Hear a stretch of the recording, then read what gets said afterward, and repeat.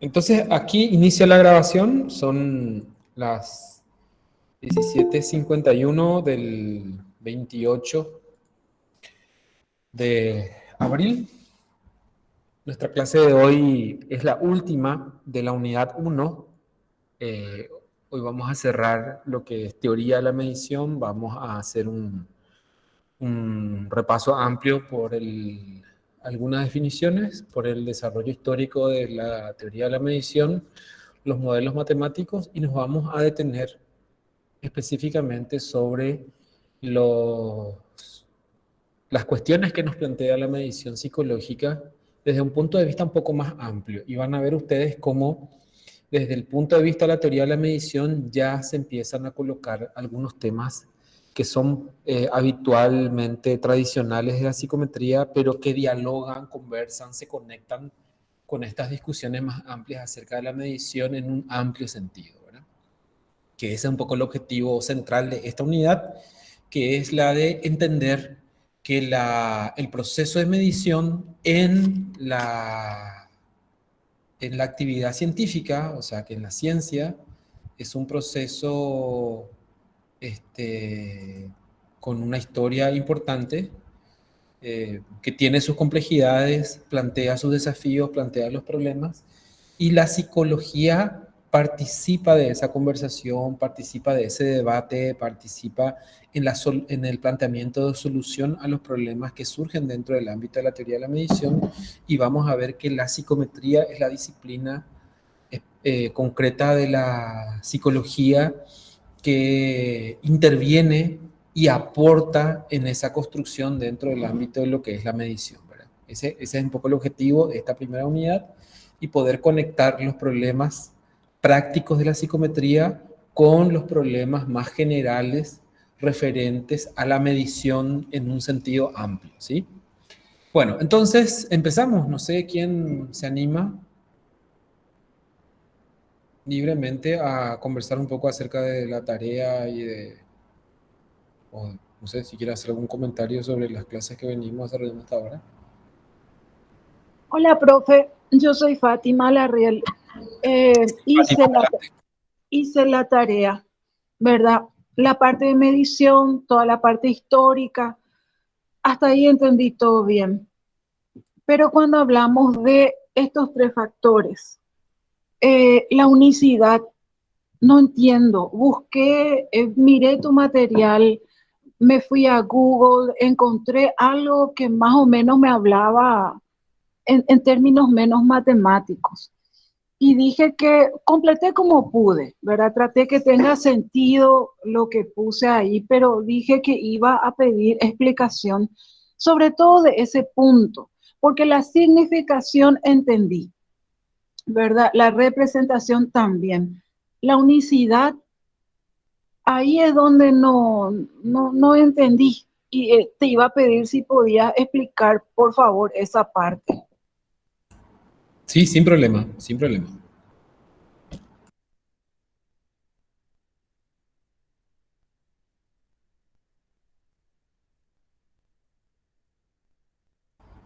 Sí, ¿alguien más?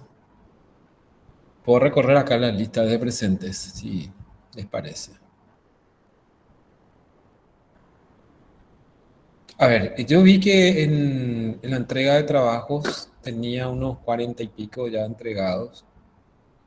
42 personas entregaron, así que yo supongo que de los que están aquí presentes, alguna buena cantidad ya habrá entregado.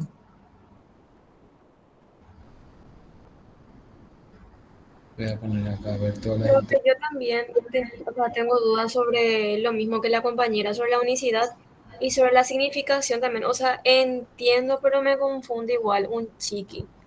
O sea, leí bastante bien, pero no logro así comprender del todo como si, por ejemplo, el de la representación, ¿verdad?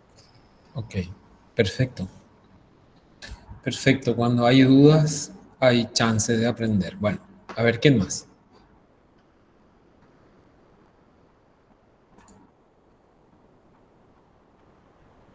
Bueno, a ver, con toda honestidad, ¿qué impresiones a nivel emocional le surgen con relación a esta unidad específicamente. Profe, Sí, adelante. en cuanto a esta unidad, a mí legalmente, así analizando bien y profundamente todos los materiales, tipo me hizo volar la cabeza en el aspecto de no encasillarme en el modelo matemático básico y no y dar o sea, y de que esos números que nosotros obtenemos realmente es como no es un criterio así definitorio, sino más bien que hace alusión a ciertos criterios o ciertos factores que tenga la persona, ¿verdad? Tipo, me hace reflexionar más a ver desde un punto de vista humano y no meramente o netamente matemático y encasillar nomás y ver soluciones de acuerdo a eso nomás, ¿verdad? Tipo, en ese aspecto me gustó mucho la unidad propia. Okay, okay. A ver, ¿alguien más quiere decir algo?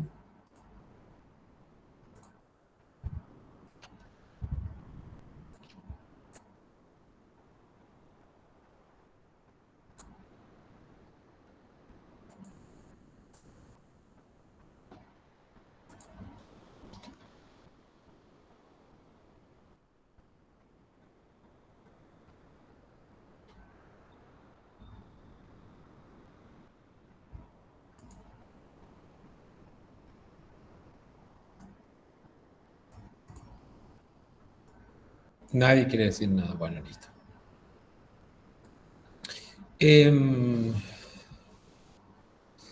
A ver, a mí me surge una duda que me gustaría resolverla ahora antes de continuar. Con relación a los silencios en la participación, ¿verdad? O sea, yo necesito saber si ustedes lo que están esperando es un modelo bancario de educación en donde yo dicte, hable y no interactúe con ustedes como si estuviesen ustedes en un show business como el Netflix, el YouTube o el consumo habitual que tenemos con la pantalla, o si tenemos que reestructurar nuestros horarios, nuestros formatos para que se produzca esta interacción. Porque a mí me cuesta mucho. O sea, es el tercer año, o sea, Me no. gustaría tener brazos para abrazarte. Ya, mi teléfono entendió que estoy triste. Esa fue Siri, profe. Sí, no, esta fue. Bueno, entonces, a mí me interesa muchísimo debatir acerca de nuestro modelo educativo y cómo nos posicionamos ante eso, porque eso define un poco nuestra potencialidad de aprender algo, ¿verdad? Porque, y, y eso me exige a mí ajustarme un poco a los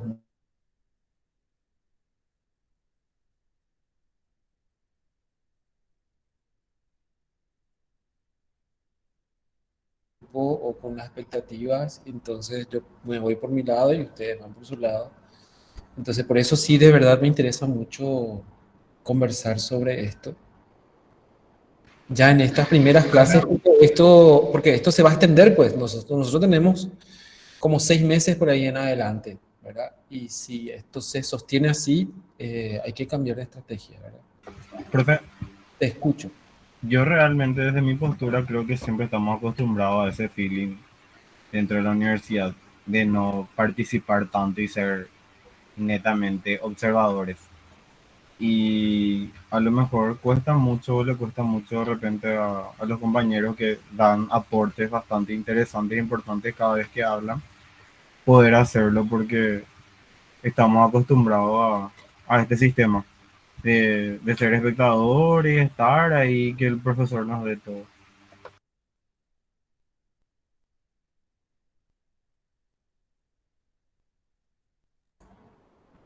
Claro, puede ser, pero estamos especulando. Yo quisiera algún dato empírico, ¿verdad? O sea, me gustaría escuchar opiniones así. A mí particularmente me pasa esto. A mí personalmente me pasa esto. O sea, me gustaría, más allá de hacer, de hipotetizar acerca del comportamiento ajeno, me gustaría conocer un poco cuáles son sus impresiones, eh, para que yo pueda ir ajustando mi metodología, ¿verdad?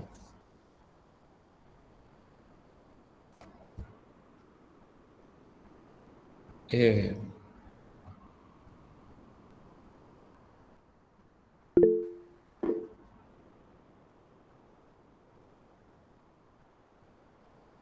Claro, pero fíjate que la pregunta, pues, la cuestión pues no es si surgen dudas, es el poder interactuar.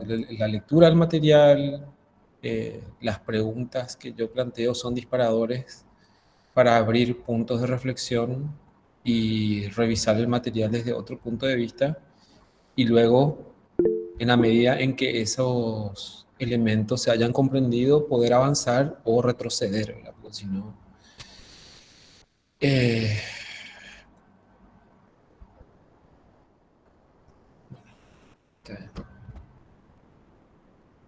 María Paz Ferreira y Fran ha levantado la mano. Adelante, María Paz.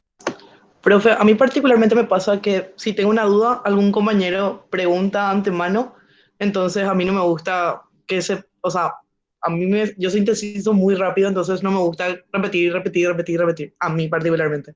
Entonces cuando el compañero ya pregunta o la compañera, tipo, yo espero nomás a escuchar la Bueno, pero respuesta y espera, yo voy a hacer.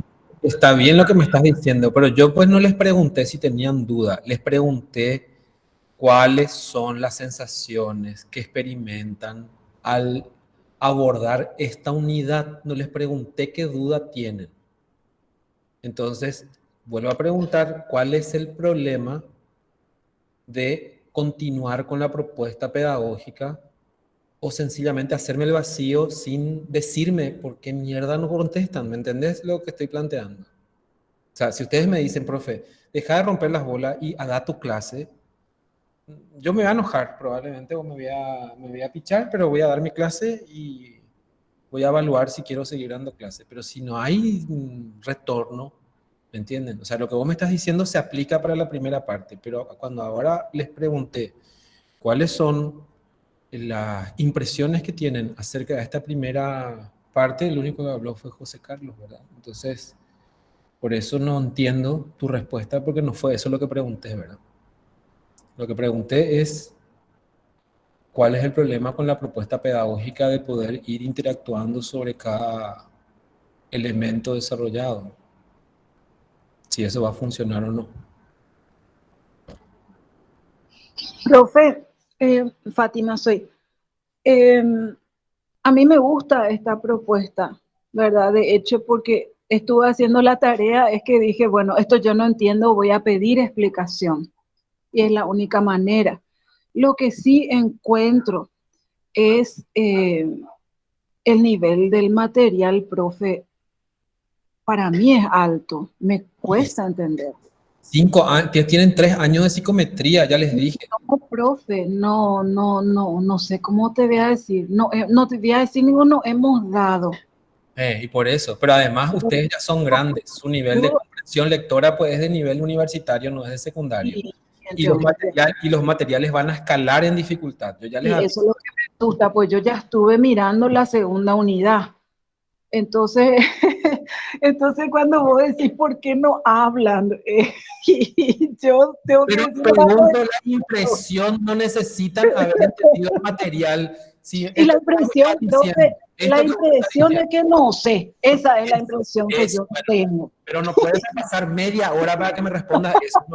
No te estoy preguntando la fórmula para derivar el error de la probabilidad de error en una respuesta. Les pregunto cuál es la impresión que tienen y se toman media hora para responderme. Esa parte es lo que yo no todavía para darle espacio a los compañeros nomás, pero mi impresión es que me encuentro ante algo gigantesco que no sé y que tengo que dedicarle un montón de horas.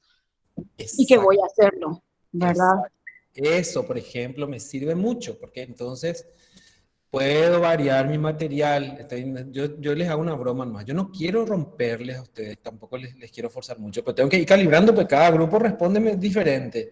El año pasado no tuve este problema, el año antepasado tampoco, ¿verdad? Pero entonces, ustedes me dicen eso y yo voy regulando, porque hay material de diferentes niveles. Tengo otra propuesta luego para ahora. El material que les dije que iba a leer, convertí en PowerPoint, que les iba a pasar para leer, convertí en PowerPoint, va a tener ciertas pausas, va a tener algunos ejercicios, pero necesito primero una retroalimentación, porque si yo preparo eso, pero ninguno de ustedes está atento a la clase, cada uno está haciendo otra cosa y está esperando está esperando nomás a que termine la clase para poder conectarse a la siguiente, voy a hacer videos cortitos de 15 minutos y déjense joder. No sé, digo nomás, ¿me entienden? ¿Me entienden el espíritu? O sea, esta queja que estoy teniendo no es de enojo, sino es un diálogo interno conmigo mismo que me gustaría que deje de ser interno y que tenga interlocutores así como Fátima, por ejemplo. A Gustavo te escucho, o Carlos, por ejemplo, José Carlos, ¿verdad?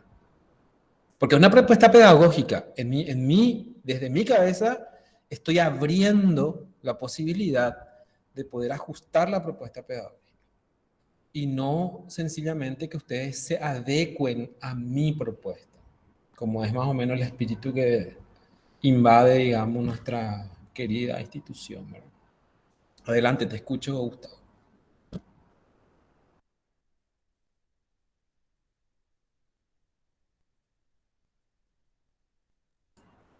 Hola, Gustavo, te estamos esperando, vi ahí tu mano levantada, pero no te escucho. Ah, ok, no anda tu sonido, entonces vamos a leerte acá en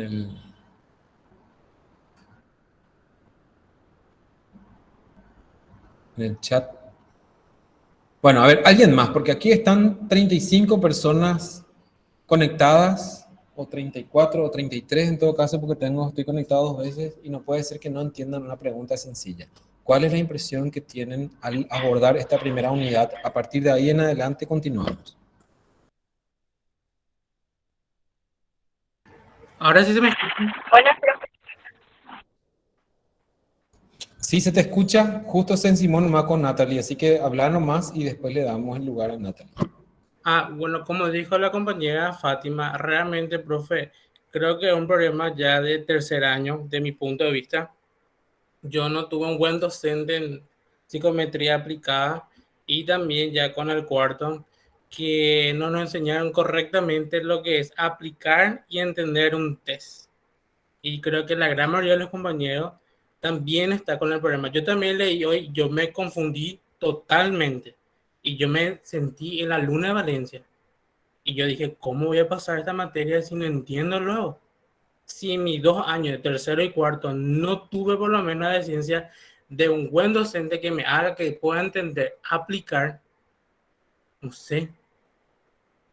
Y es horrible estar formándote así si tu docente o la forma que ejecuta su didáctica no queda bien. Ok. Natalie, después Rocío. Bueno, ¿qué tal a todos? Bueno, mi sensación de la experiencia de que tuve con la lectura fue, bueno, un poco de incertidumbre. Primero me vi el video, la verdad, me pareció, bueno, espectacular, era muy claro para mí, muy dinámico el video. Y bueno, para ahondar un poquito más leí el PDF, ¿verdad? El material que también estaba ahí. Y sí me mareé, honestamente.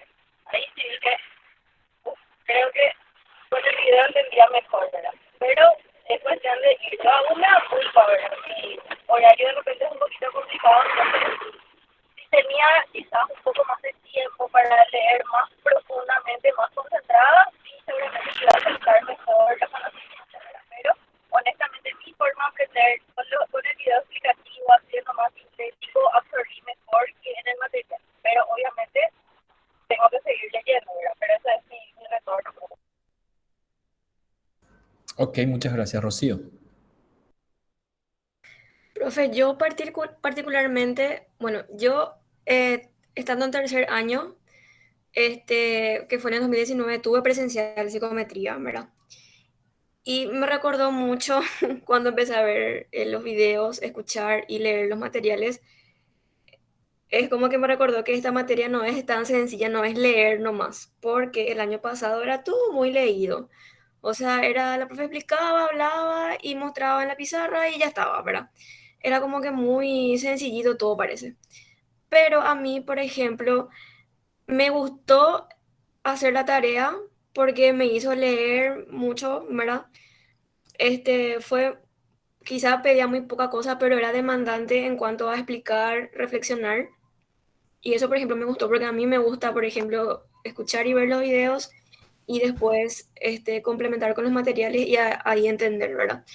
Sí, tengo muchas dudas, pero a diferencia del año pasado, me gusta más, o sea, esta modalidad, vamos a decirle, ¿verdad? Obviamente, a medida que usted va aplicando, van a surgir las dudas y quizá ahí, si es que tengo dudas, bueno, pregunto, ¿verdad? Pero a mí sí me gusta, o sea, me da miedito, ¿verdad? Porque es salir también un poquito de lo común, de estar más ahí escuchando y haciendo anotaciones. Entonces, a mí personalmente sí, me gusta. Ok, muchísimas gracias, Rocío. Es que, por ejemplo, en esta dinámica no puedo pasar por alto algunas cosas, ¿verdad? Ustedes, eh, ¿cómo les voy a decir? En general puede que sean bastante jóvenes, pero ya son adultos, entonces tienen que reconocer que la vida universitaria exige una lectura pausada, ¿verdad? O sea, no se pueden leer los materiales como leen los memes o como leen los tweets, ¿verdad? Así rápido, apurado y sin considerar las sutilezas técnicas de un término u otro, ¿verdad? Que es lo que uno tiene que incorporar obligatoriamente y eso ni siquiera se desarrolla con un buen profesor, ¿verdad? Solamente la lectura disciplinada e interesada y comprometida es la que les va a permitir hacer eso. Entonces, a mí me gustaría que ustedes entrenen en eso. Y sobre todo, mi idea, mi propuesta, a diferencia seguramente de otros cursos de psicometría, por lo menos en de los que yo participé, es plantearnos en primer lugar qué es lo que estamos haciendo en el momento de aplicar test. Entonces, toda ese operacionalismo de no sé aplicar test, no sé corregir, nosotros todavía no entramos a ese nivel. Y la lectura de este material tiene muy poca relación con eso todavía. Estamos en un punto en el que cualquier ciencia necesita medir. ¿Por qué la ciencia necesita medir? Porque la medida, la observación, el registro es el elemento empírico que nos va a poder permitir confrontar nuestras suposiciones teóricas, nuestras hipótesis y cuál para lo que es la realidad, ¿verdad? Y a partir de ese desafío de medir, ese medir nomás no es tan sencillo, no es el medir tipo, me acuerdo que una compañera de trabajo decía, usted los psicólogos demasiado se complican, ¿verdad? Yo, por ejemplo, le hago caso a mi abuela, está invitije, digo, digo, peyapu, dice, ¿verdad? O sea, que la persona que tiene así medio separados los dientes, esa es una persona mentirosa, ¿verdad?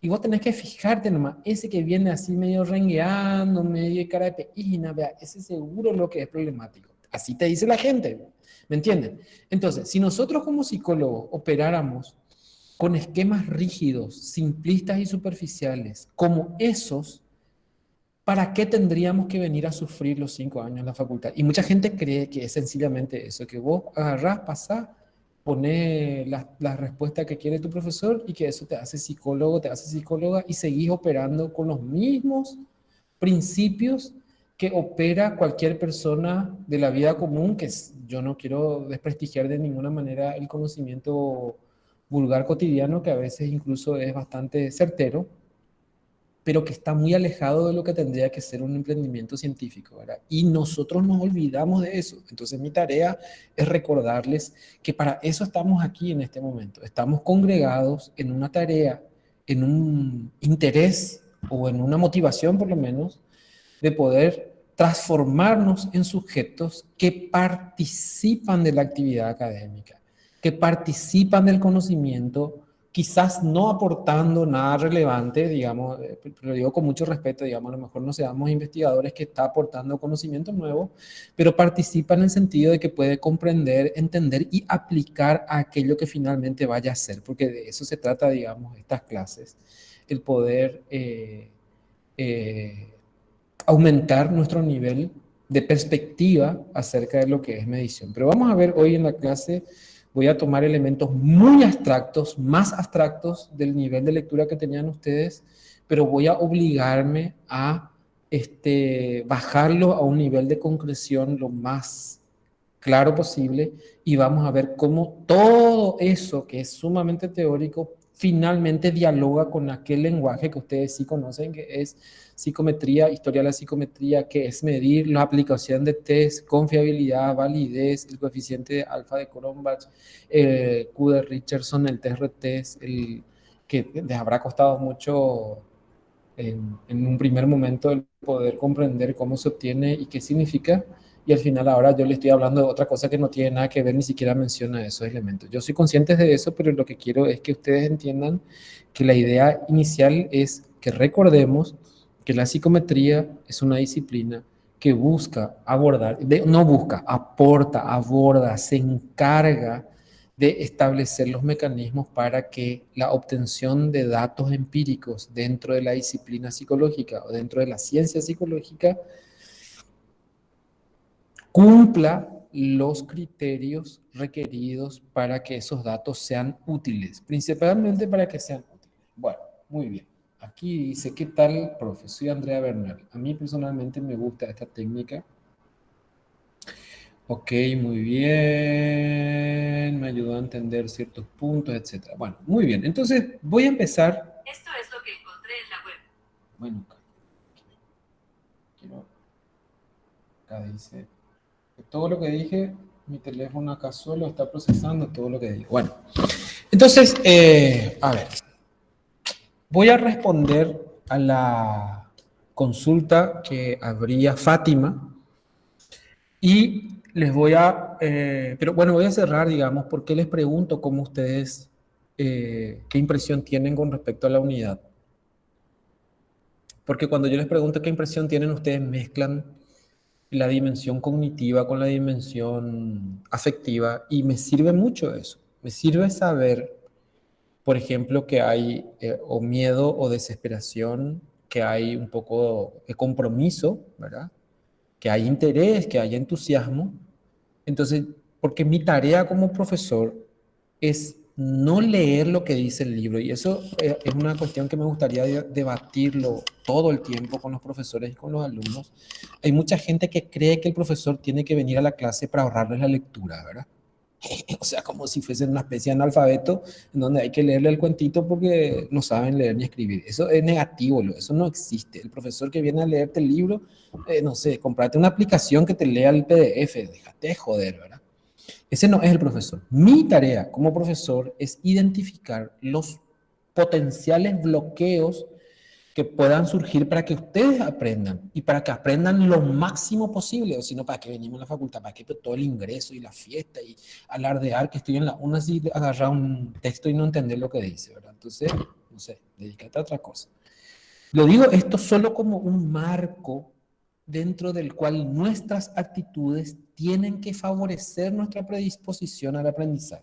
Solo por eso, ¿verdad? No en una crítica digamos, peyorativa ni nada por el estilo, es solamente una cuestión reflexiva.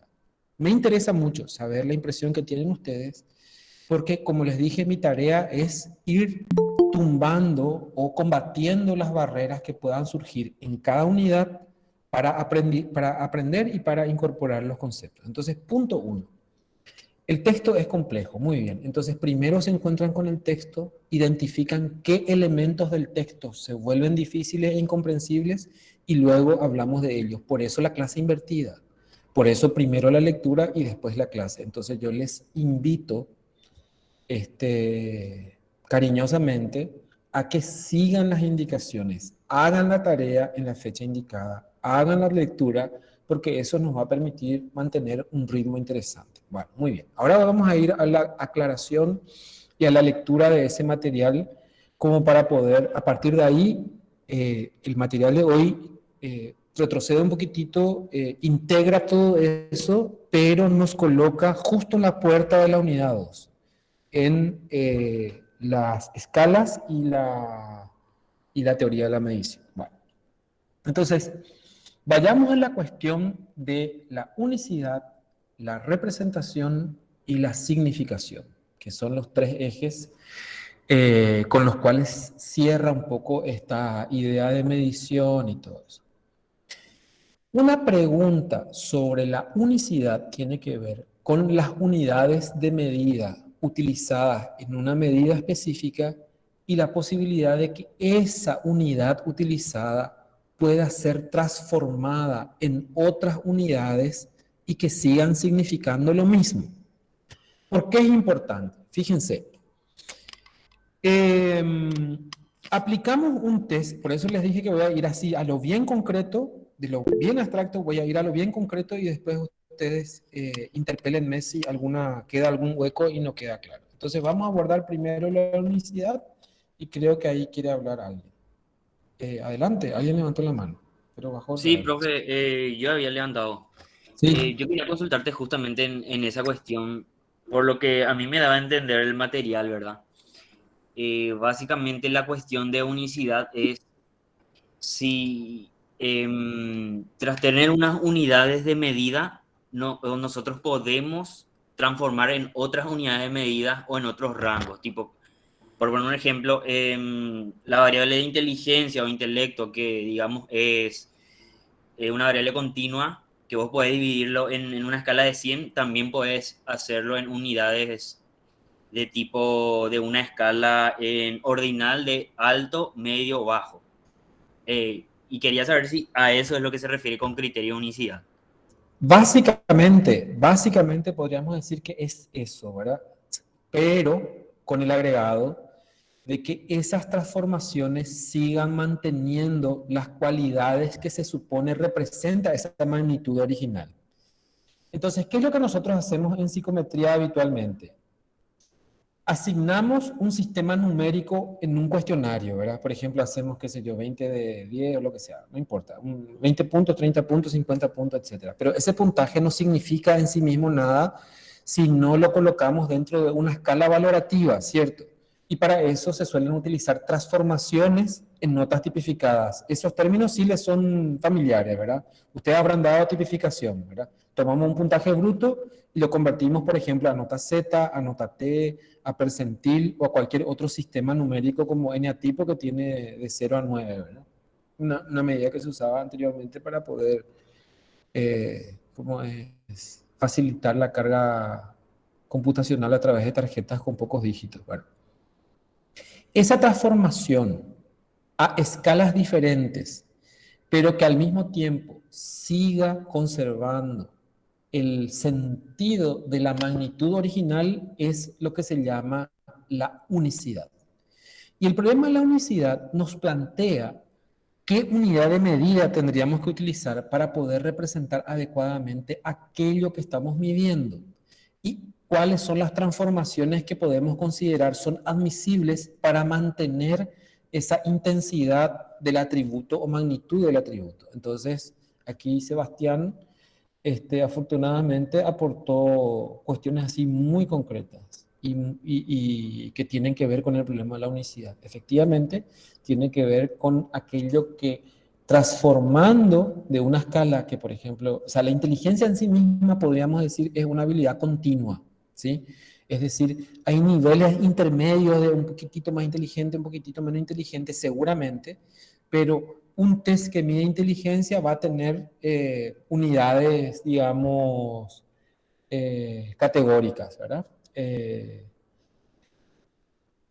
En un rango, por ejemplo, si utilizamos CI, podría ir de 0 o 1 hasta 160 más o menos, pero también se puede representar en nota T, se puede representar en nota Z, se puede representar en percentiles, o se puede representar en niveles categóricos ordinales más estrechos, como por ejemplo muy bajo, bajo, medio, medio alto, alto y muy alto, por ejemplo. Efectivamente, eso mismo es el problema de la unicidad.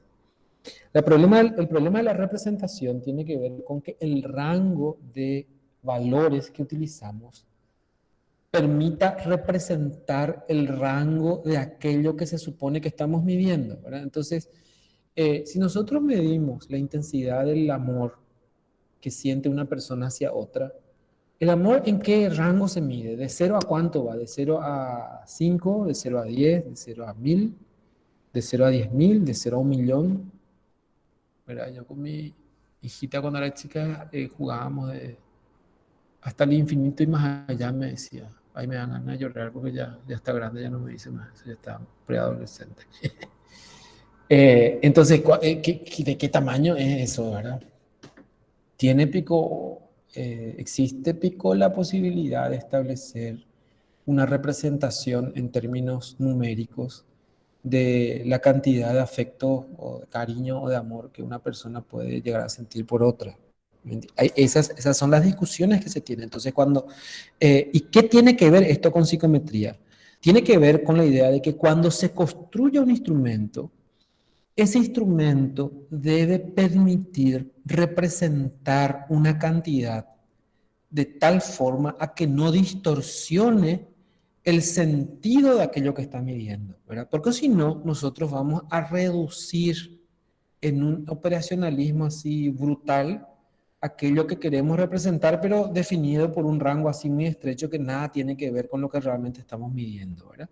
Y la significancia tiene que ver con que esa medida que estamos utilizando realmente es útil, ¿sí? Como aborda aquellos aspectos que son centrales y nucleares para poder describir ese atributo que estamos midiendo. Entonces, la unicidad, la representación y la significación son como tres patas que que permiten equilibrar y darle sentido al proceso de medición y forman parte de los desafíos que se deben afrontar cada vez que se discute sobre un sistema de medición. Nuestros ejemplos están hablando específicamente de técnicas e instrumentos, pero estamos hablando todavía en un sentido un poco más abstracto. No sé si con relación a esto puntualmente todavía queda alguna duda o se plantea algún comentario sobre eso, así puedo compartirles la diapositiva para el resto del tema. ¿Alguien quiere decir algo? A veces mis preguntas también son muy... Podría preguntar más fácil, ¿verdad? A mí sí ya me quedó más claro ahora con esta explicación, profe. Gracias. Ok, genial. A mí también. Bueno, y no sé si alguien quiere hacer un comentario o algo, no se trata solamente de que entiendan, sino que traspolen eso o comenten algo o alguna cosa que se les viene a la cabeza. Podría venirnos bien.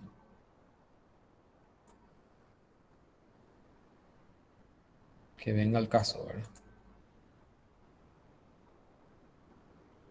Bueno, muy bien. Entonces, en algún momento les voy a convencer de que tengan una participación más animada, pero hoy no va a ser ese día. Bueno, muy bien. Entonces, hoy vamos a cerrar, como les dije, vamos a cerrar el capítulo referente a medición. Acá nomás estoy subiendo al Drive porque me gusta más compartir la pestaña del Drive desde el navegador que compartir el PPT, pero vamos a ver cómo me sale mejor. Creo que acá me va a salir bien. Bueno, listo, ya estamos. A ver, tengo que poner primero en pantalla completa y acá. Entonces,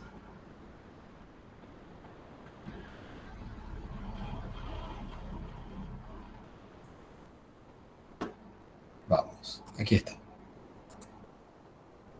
Yo les había planteado en la última clase cómo estaban ustedes organizando su tiempo como para poder hacer una lectura, no sé si se acuerdan, y les había enviado un enlace, como habíamos quedado de que iba a ser difícil que para esta clase terminaran de leer el material. yo decidí hacer un extracto de ese material. Aquí está la referencia completa en la portada. Ustedes pueden utilizar ese enlace para ver la entrada completa. Originalmente está en inglés, pero como les mostré el otro día, con el traductor ahí del navegador nomás ya es suficientemente informativo. Y como les dije, incluye temas que leyeron el material, pero avanza un poquitito más y nos permite cerrar dándole pie al tema de la unidad 2. Por eso decidí o sea, desechar el material que tenía preparado para cerrar esta unidad y tomarme de este, ¿sí? Entonces, el punto central otra vez es la medición en la ciencia, y la medida es una parte integral de la ciencia moderna. Ya habíamos visto esto, a menudo se considera un sello distintivo de la empresa científica, y a pesar de su ubicuidad e importancia, ahí es una cuestión importante. Existe poco consenso entre los filósofos sobre cómo definir la medición. Entonces ustedes, en la medida que les interese el tema de medición, la búsqueda que realicen les va a conducir a que una definición de medición implica necesariamente una teoría detrás. Entonces, las definiciones de medición no están, o sea, hasta su concepto no está exento de alguna visión, de alguna perspectiva o alguna manera de comprender qué significa medir. Dice acá, la mayoría de los autores contemporáneos, aunque no todos, están de acuerdo en que la medición es una actividad que implica la interacción con un sistema concreto con el objetivo de representar aspectos de este sistema en términos abstractos. Bueno, muy bien. Entonces, ¿qué significa eso? Que solo que acá, digamos, cuando nosotros estamos hablando de psicología, probablemente lo concreto y lo abstracto medio que se invierte en su sentido, porque la medida, digamos, si hablamos en términos físicos, el peso, la longitud, la velocidad, la intensidad, etcétera, ahí se está hablando de un sistema concreto y real y tangible, ¿verdad? Y cuando convertimos ese atributo en un número, nosotros sabemos que los números son completa y absolutamente abstractos y que responden a una lógica matemática que tiene muy poca relación, ¿cómo les voy a decir?, con la posibilidad de probar empíricamente esas propiedades, sino que son propiedades definidas axiomáticamente y que pertenecen al mundo de lo abstracto. Ahora, cuando hablamos de las cualidades o atributos psicológicos, ahí entramos otra vez en que lo psicológico es real, existe, pero su tangibilidad es más bien de tipo intelectiva, o sea, es la comensurabilidad de los atributos psicológicos, es decir, la posibilidad de poder entender, percibirlos, medirlos, cuantificarlos, en realidad se produce en una dimensión que es distinta otra vez al mundo físico, ¿verdad? Aunque, digamos, muchos de los psicólogos definen a la psicología como una ciencia natural porque sostienen que el comportamiento humano pertenece al ámbito de los fenómenos naturales. Pero eso es entre paréntesis nomás, para que ustedes consideren cómo la propia definición de la misma disciplina va a condicionar los conceptos que se manejen acerca de todo el resto de actividades relacionadas con ella. Pero aquí específicamente estamos hablando de que se trata de dos mundos. Un mundo abstracto absolutamente, como el de las matemáticas, los números y las matemáticas, y otro mundo que tiene otra lógica, y ahí podríamos decir, en nuestro caso particular, el mundo de lo psicológico, que es real, pero a lo mejor no concreto, ¿sí? Tendría que serlo, pero bueno, ahí vamos a entrar en problemas y es que definimos como lo psicológico como concreto, así al mismo nivel que lo físico, ¿verdad? Porque ahí tendríamos disputa entre las distintas corrientes y la definición de lo psicológico como un epifenómeno puramente lo neuropsicológico ya sería un poco más complicado. Pero bueno, entonces tenemos como la relación la conexión entre dos conjuntos, entre dos conjuntos o sistemas, en principio, dice. Y esta caracterización, dice, se ajusta a varios tipos de actividades perceptivas y lingüísticas que generalmente no se consideran medidas. Y ahí es donde entramos con la idea que yo les había planteado la semana pasada. Un cuestionamiento hasta cierto punto incluso injusto, incorrecto hacia la psicología de si es posible medir o no, ya está superado hace muchísimo, ¿verdad? Porque las actividades perceptivas, lingüísticas, y que no se consideran así tangibles como tal, ya han sido incorporadas dentro de modelos de medición y están ahí sin ningún problema, ¿verdad? Y dice, esto mismo que les acababa de decir, estos probablemente no se puedan definir como concretos o reales, ¿verdad? Y esta caracterización también es demasiado estrecha. Tendríamos que hablar de la ontología, digamos, del pensamiento, la ontología del lenguaje, etcétera, para poder resolver eso. Pero es muy importante que ustedes no se olviden de esa cuestión. Lo psicológico necesita definirse a sí mismo, o sea, necesita una reflexión ontológica acerca de qué es real, es concreto, es subjetivo, es un epifenómeno de los procesos neurológicos internos que son puramente físicos y fisiológicos, o se trata de otro tipo de fenómeno, ¿sí? Pero eso, digamos, es al margen, pero de todos modos, esa definición va a condicionar un poco sobre cuáles son los métodos que vamos a implementar para poder medir eso que se supone es nuestro objeto, ¿sí? Bueno, muy bien. Entonces, a lo largo, o sea, desde el punto de vista de la filosofía, específicamente, hay visiones académicas acerca de la medición. Están las teorías matemáticas de la medición que la ven o que ven en la medición el mapeo de relaciones empíricas. Relaciones empíricas, recuerden ustedes, que se refiere a los eventos, los hechos, esa realidad real, digamos, que está ahí en un mundo así, en el que las cosas se dan per se. Y la relación con la abstracción de esos fenómenos que son los números, o la asignación de cantidades, números, o categorías que ya son una clasificación que abstrae o que formaliza ese evento, ese hecho, esa realidad. Dos, dice, los operacionalistas o convencionalistas que ven la medición como un conjunto de operaciones que dan forma y significado y regulan el uso de los términos de cantidad. Ustedes saben que lo del operacionalismo encontró su auge con Skinner, que planteaba que no hacía falta definir lo que es esencialmente, sino sencillamente establecer el conjunto de operaciones a partir de las cuales es posible cuantificar la respuesta, ¿sí? Está la visión realista, que ve la medición como la estimación de propiedades reales que existen en la realidad. Están las teorías, las medidas teóricas de la información, que ven la medición como la recopilación e interpretación de información sobre un sistema, y las medidas basadas en modelos, que ven a la medición como la asignación coherente de valores a parámetros en un modelo teórico. Yo sé que acá hay un montón de información y que hay que ir más despacio para poder digerirlas un poco, ¿verdad? Pero bueno, esto está a modo de presentación, porque en las presentaciones siguientes vamos a abordar un poco cada uno de ellos. Estas perspectivas de las que hablamos recién son en principio coherentes entre sí, en principio, ¿verdad? Pero,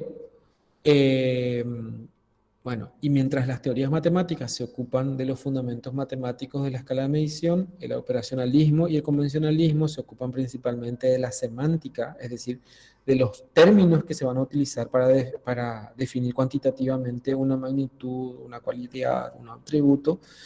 El realismo se ocupa del estado metafísico de las cantidades medibles. El estado metafísico se refiere al elemento real en la realidad, y cuánto de ello es expresable en términos cuantitativos.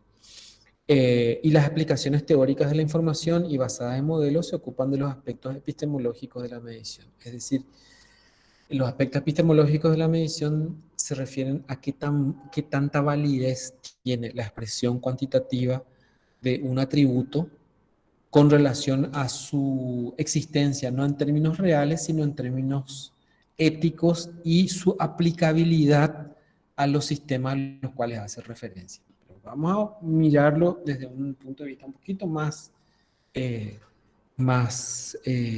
micro, digamos. Vamos a ir revisando un poco cada uno de estos conceptos. Por un lado, la idea de cantidad y magnitud.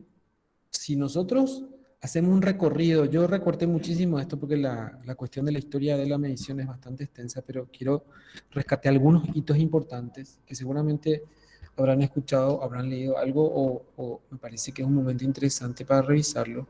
Nos van a invitar a pensar sobre la medición de lo psicológico. Dice aquí, aunque la filosofía de la medición se formó como un área distinta a la investigación, solo en la segunda mitad del siglo XIX, o sea, esto que yo les decía, que la necesidad de desarrollar sistemas de medición que permitan poner a prueba las teorías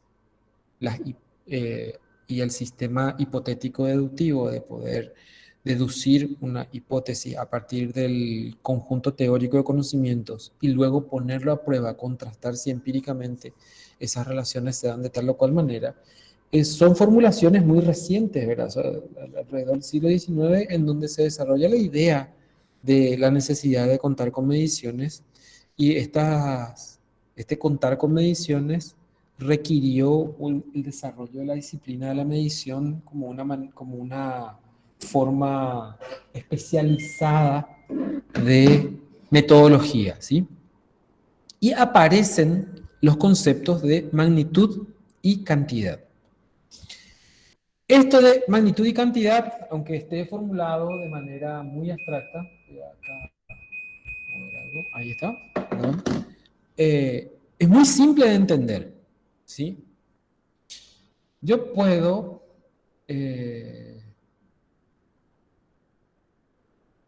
a ver un poco, fijarme en los días en que dormí bien y que dormí mal.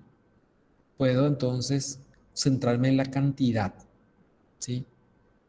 Pero si yo considero la cantidad de horas, el número de horas que dormí cada día, o la cantidad de veces que me desperté, o la profundidad del sueño, ahí me estoy relacionando con la magnitud. O sea, cantidad y magnitud hacen referencia a, luego vamos a ver eso, con sistemas de cuantificación que se enfocan o en la frecuencia con la que ocurre un fenómeno o que se produce una conducta, o con la magnitud con la que se da, ¿verdad? Entonces se utilizan o tablas de frecuencia o se utilizan medidas como los promedios, por ejemplo, que tienen que ver un poco con esta idea de magnitud y cantidad.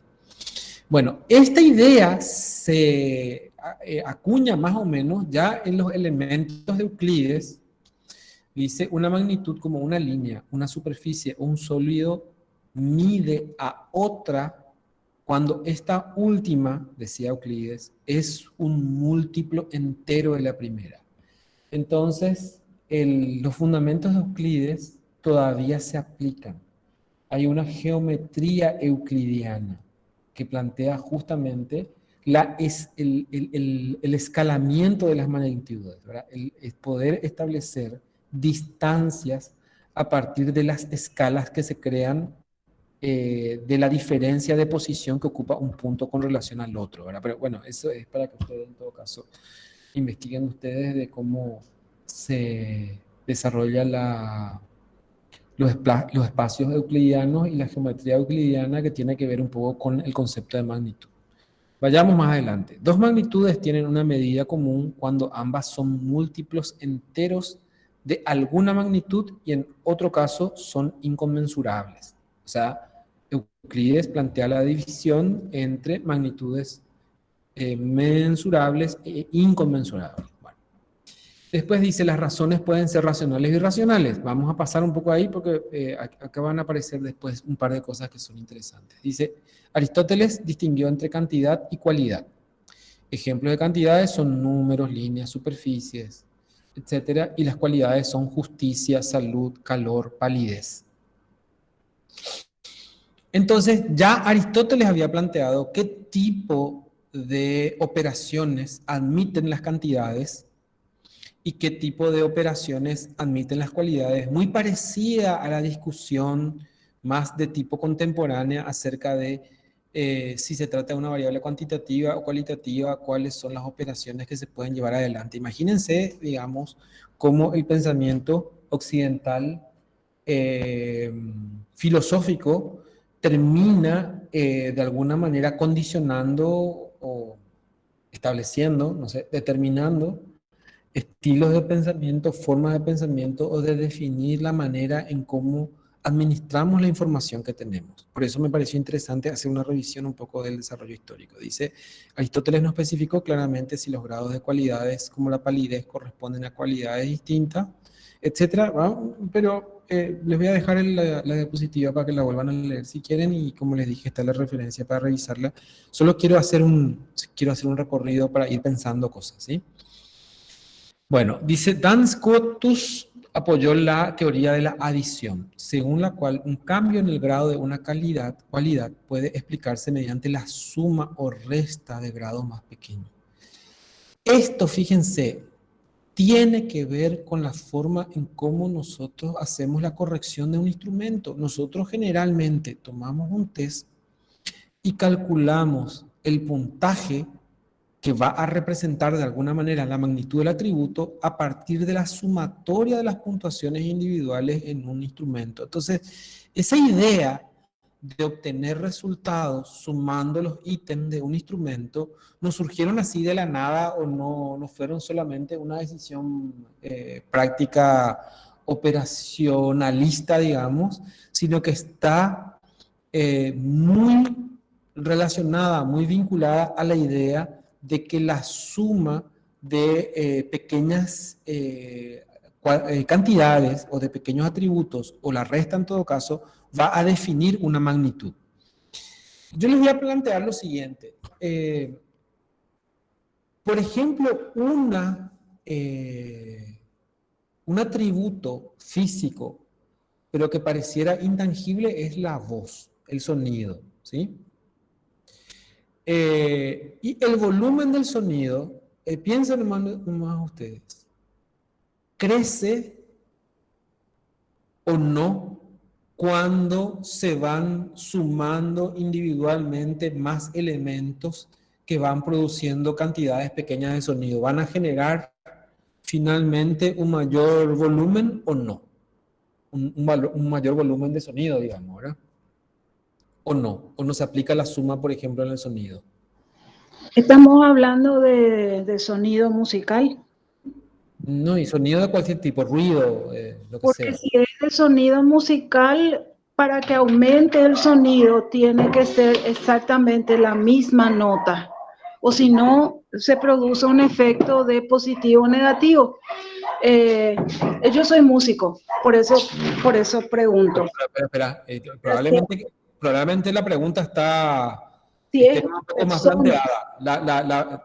Mira, si vos, por ejemplo, sumás a un violín, vos tenés un violín, suena a cierto volumen, ¿verdad? El violín no puede sonar más fuerte, digamos, un violín, ¿verdad? O sea, tiene un punto máximo al que puede llegar, ¿verdad? ¿Cómo? Depende de su cuerpo, pues. No, ya sé, pero te digo, hermano, hay un punto máximo en el que vos no le podés aumentar el volumen al violín, ¿verdad? Sí. Ahora, si vos colocas 10 violines juntos, el efecto va a ser de que va a aditivar, va a sumar el efecto del sonido, o van a sonar como 10 violines en su máxima potencia. Profe, para que suenen 10 violines en su máxima potencia, los 10 violines tienen que estar tocando, o sea, vibrando exactamente en la misma frecuencia. O si no... Lo que pasa es que si hay pequeñas variaciones, igual se va a sumar. La pregunta Sí, nomás profe, igual va a pasar. Igual, la pregunta es, ¿el volumen se puede sumar o no se puede sumar? Esa es la idea. Sí se puede sumar. Yo creo que sí, profe. Sí se suma. Sí se suma.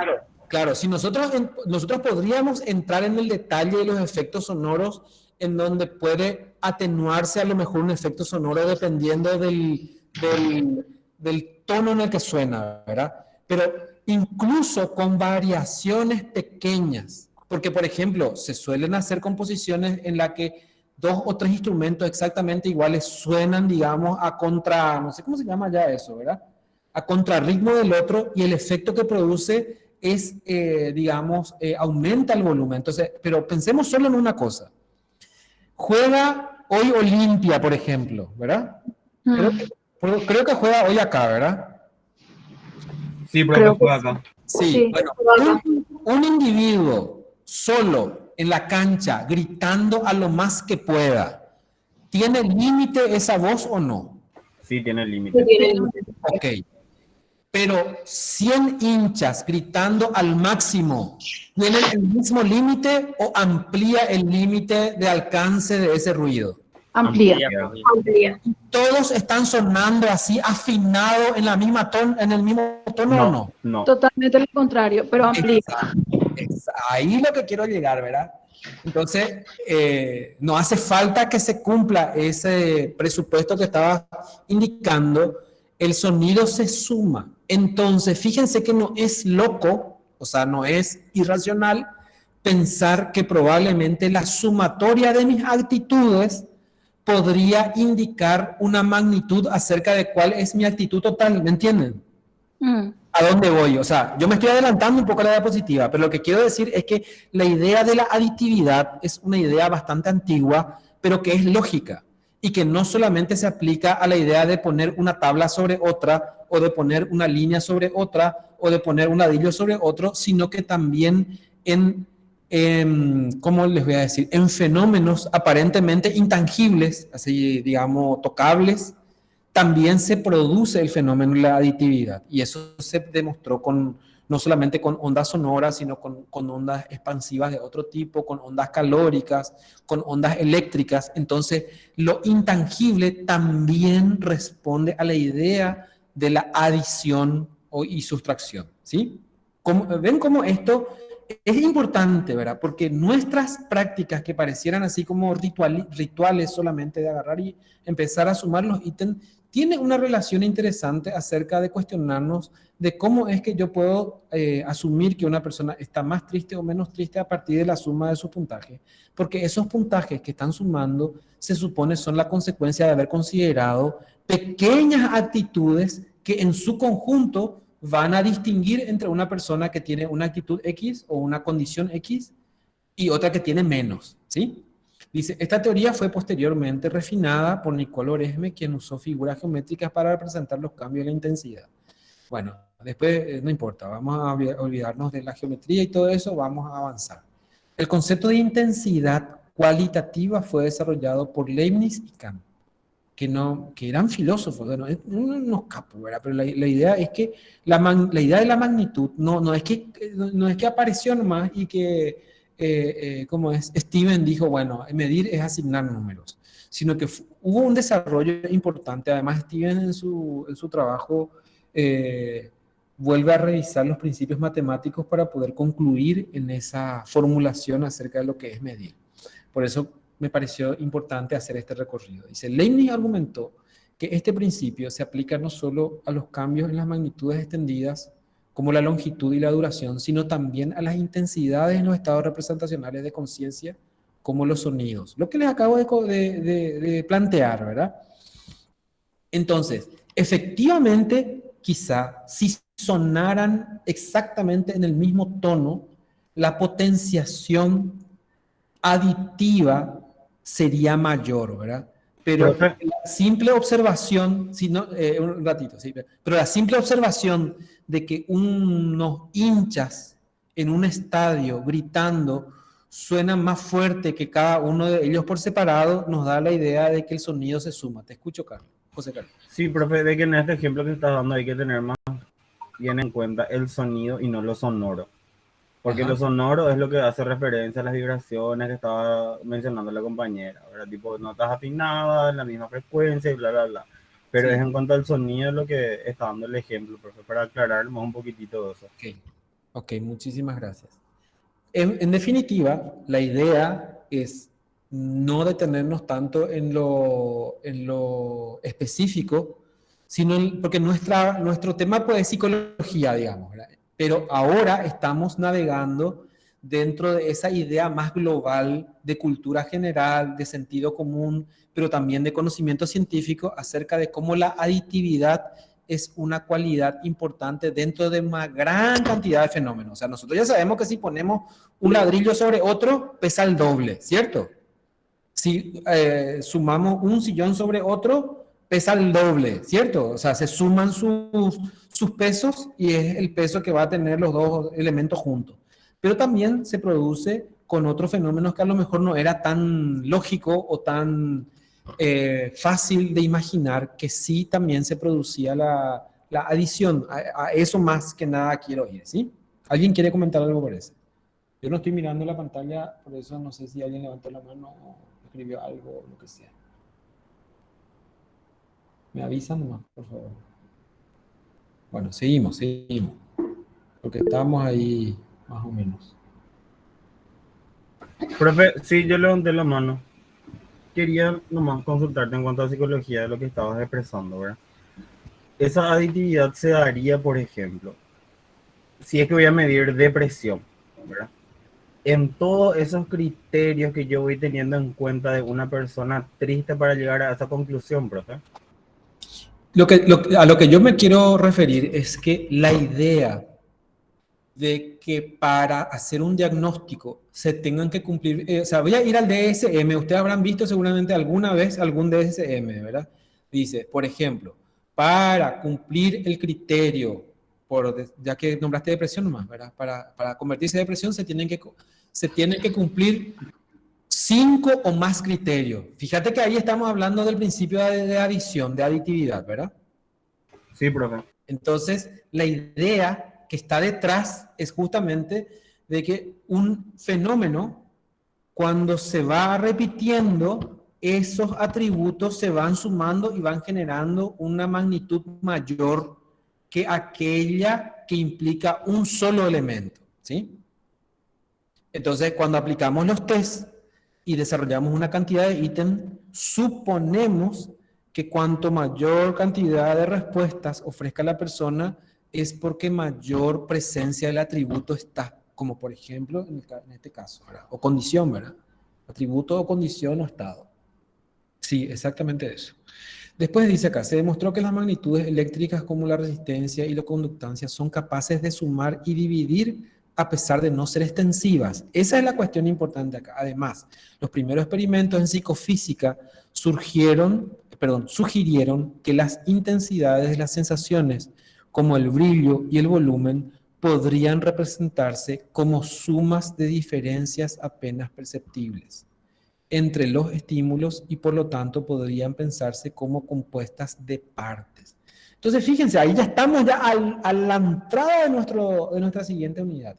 Aquí está señalando el aporte de la psicofísica y recuerden ustedes que nuestra siguiente unidad es escalamiento y escalamiento psicofísico es nuestro primer tema. Entonces, el escalamiento psicofísico demostró, incluso de hecho vamos a ver que hay modelos exponenciales y modelos lineales, en donde se plantea la suma como un elemento que aumenta la percepción o disminuye en todo caso la percepción de un determinado fenómeno. Bueno, en este breve, rápido recorrido histórico vemos cómo ciertos conceptos que se formularon tempranamente en la filosofía con relación a las magnitudes tienen todavía vigencia hoy y afectan, influyen, definen de alguna manera nuestra idea o nuestra manera de pensar acerca de cómo se producen las magnitudes. Un cambio importante en el enfoque del estudio de las magnitudes tiene que ver con la incorporación de la teoría matemática de la medida. Y las teorías matemáticas de la medida, que a menudo son denominadas en su conjunto teoría de la medición, recuerden que esa es nuestra unidad, teoría de la medición, se refieren a las condiciones bajo las cuales las relaciones entre los números y otras entidades matemáticas pueden usarse para expresar relaciones entre objetos. Ven cómo ahora ya no es tan difícil, ¿verdad? Entonces, una teoría de la medición lo que busca es relacionar cómo el conjunto de los números naturales permite representar el conjunto de los atributos de la característica X. Es decir, vamos relacionando, y ahí aparece la teoría relacional, ¿se acuerdan? Un número con un determinado atributo que probablemente represente cierta cantidad o cierta magnitud. Y de eso se trata la teoría matemática de la medida, o más corto, digamos, la teoría de la medición. Después dice, para apreciar la necesidad de teorías matemáticas de medición, considere el hecho de que las relaciones exhibidas por los números como igualdad, suma, diferencia, razón, no siempre se corresponden entre los objetos medidos por estos números. O sea que no siempre las características, las cualidades matemáticas se aplican a todos los números que se utilizan para medir, ¿sí? El estudio de las escalas de medición y la información empírica que transmiten es la principal preocupación. A ver, el estudio de las escalas de medición y la información empírica que transmiten es la principal preocupación. ¿Qué significa esto? Una escala de medida, como la que habíamos hablado al principio de hoy de esta clase, es decir, los números que se utilizan y el atributo que representa, ese atributo empírico, real, o sea, empírico refiriéndose a ese mundo real que está ahí, hasta qué punto un número puede representar una magnitud real es, digamos, el punto central de las teorías de la medición. Y como dice acá, en el ensayo Contar y Medir de Hermann von Helmholtz, que siempre es referido cuando se habla de medición, se formuló esa pregunta clave, que es, ¿cuál es el significado objetivo de expresar mediante números denominados las relaciones de los objetos reales como magnitudes y bajo qué condiciones podemos hacerlo? Esa era su pregunta. ¿Bajo qué condiciones podemos nominar números para establecer magnitudes y cómo se produce esa relación? En el material que yo les pedí que leyeran, hay un apartado acerca de las condiciones que según Helmholtz deberían cumplirse para que un sistema cuantitativo pueda ser equiparable a un sistema empírico, ¿sí? O sea, cómo los números pueden representar magnitudes en un sistema físico real, ¿verdad? Y a partir de ahí, a partir de esas formulaciones de von Helmholtz, en adelante se fueron desarrollando diferentes visiones acerca de la teoría matemática de la medida, o si se quiere, distintas teorías de la medición. Hay una idea de la medida fundamental y la de medida derivada. Y ahí es donde muchos teóricos de la medición en psicología plantearon que una medida no se da solamente midiendo directamente un fenómeno o un atributo, que sería la medida fundamental. La medida fundamental es aquella medida para la cual existe un aparato, un instrumento o un procedimiento que pueda cuantificar directamente sus propiedades. Y una medida derivada es aquella que requiere de una operación matemática para poder cuantificar, por ejemplo, el volumen, por ejemplo, la velocidad, por ejemplo, la presión. Son tipos de medidas que no se obtienen directamente, sino que es el resultado de una relación que hay entre otras medidas fundamentales. Y en la psicología se plantea que si se admite como medida, sin ningún cuestionamiento, una medida derivada, ¿cuál es el problema de establecer los sistemas de derivación de una medida que expresan relaciones entre propiedades y las representa adecuadamente, ¿verdad? Entonces ahí aparecen otros desafíos con respecto a lo que tiene que resolver la medición psicológica, pero se coloca ya ahí en la fila, no, es que estamos hablando de un vericueto y casi ahí que intenta justificarse a sí mismo, sino que estamos hablando de una posición filosóficamente robusta con respecto a qué para lo que significa medir. Yo hago mis términos así más para ver si genera anclas en nuestra cognición para que se pueda continuar seguir el hilo, ¿verdad? Cualquier cosa ustedes me interrumpen, me preguntan o me comentan, ¿verdad? Cada vez somos menos, ¿verdad? Bueno, no importa, suele pasar. La siguiente dice la clasificación de las escalas. Esto está en el material, pero además ustedes ya lo conocen, ¿verdad? En el material habla de que Stevens, S.S. Stevens, había desarrollado para poder justificar su definición de escalas, había definido que existen distintos niveles de escalamiento, la escala nominal, la escala ordinal, la escala de intervalo, la escala de razón, lo cual se suma a un modelo de teoría matemática en el que aparece el modelo representacional. O sea que el trabajo de Steven inaugura una nueva era, digamos, de la teoría de la medición, que es la teoría representacional de la medición. Stevens también colabora con el desarrollo de la psicofísica, de hecho que él desarrolla su propio modelo, hay una serie de libros que se editaron, por ejemplo, dentro del marco de la psicofísica de Stevens, que aborda una cantidad de temas muy importantes para la psicología, y él aportó un modelo matemático para justificar la posibilidad de medir, por eso habla acá la mensurabilidad, pues es la posibilidad de medir de la sensación. Y de ahí se deriva finalmente la teoría representacional de la medida, que ahora, para quienes hayan leído el material, todos los términos ya seguramente son un poco más familiares, ¿verdad? La teoría representacional de la medición habla un poco del material y habla de su desarrollo y la historia de Steven y todo eso. Yo decidí, por esa misma razón, porque en mi material se aborda este periodo, saltarme a la parte de los modelos de medición. Y los modelos de medición son sumamente necesarios desde la década del 2000 más o menos.